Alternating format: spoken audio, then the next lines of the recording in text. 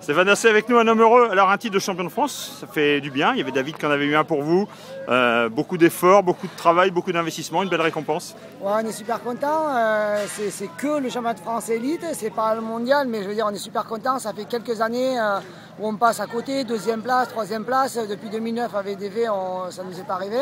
On est super content parce qu'en plus Valentin s'est vraiment accroché. Il a eu des petits pépins, il s'est tout le temps accroché, il a fait le maximum.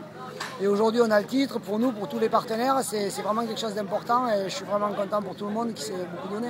T'es arrivé serein ici ou un petit peu inquiet quand même? Non, vraiment inquiet. Parce que c'était un point, mais Valentin n'est pas à 100% de ses capacités. Il est encore mal, il n'est pas sûr de lui. Cette semaine, il roulait vraiment très loin de ses temps, très loin de ses temps à l'entraînement. On était très loin d'être confiants et finalement aujourd'hui, ça l'a fait. Il a roulé intelligemment et le résultat est là, c'est le principal. Bon, sur une prochaine Grand Prix de France, ça peut être encore compliqué s'il a encore ses problèmes de poignet. Dylan, de l'autre côté, a fait des beaux trucs pour le team, donc vous allez y aller avec le moral? Oui, bien sûr, on est confiant. Dylan est super motivé pour le mondial. En début d'élite, il n'était pas en forme, sorti de cette opération, donc il a un peu raté le championnat et ensuite a pris les courses sans trop d'importance. Mais sur le mondial, il est vraiment motivé, donc il va faire tout ce qu'il faut. Et puis Valentin, on va avoir une semaine de plus de repos.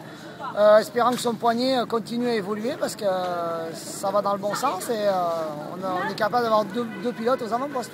Alors Bud a un titre, il peut en avoir 3 cette année parce qu'il y a David d'un côté en 80, il y a Livia chez les filles qui font fort. Ouais, c'est vrai, Livia roule super bien. Cette année, elle s'est encore renforcée dans l'hiver, elle domine vraiment.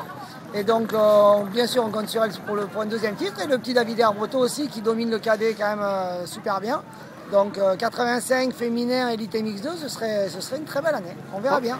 Parlons un peu de David, là vous avez fait des gros investissements encore, l'envoyer aux US pour le Rétaline, il fait l'Europe, ça fait des gros budgets tout ça. Ouais, David a fait une première course aux États-Unis de qualification pour le Rétaline, on l'a envoyé comme ça tranquillement pour voir.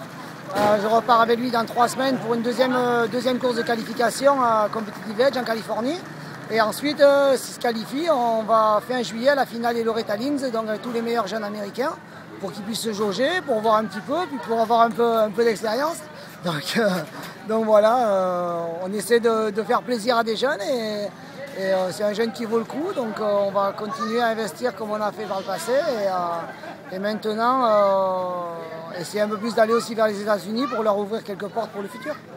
Merci, écoute, bonne semaine et rendez-vous à Saint-Jean. Merci beaucoup, au revoir.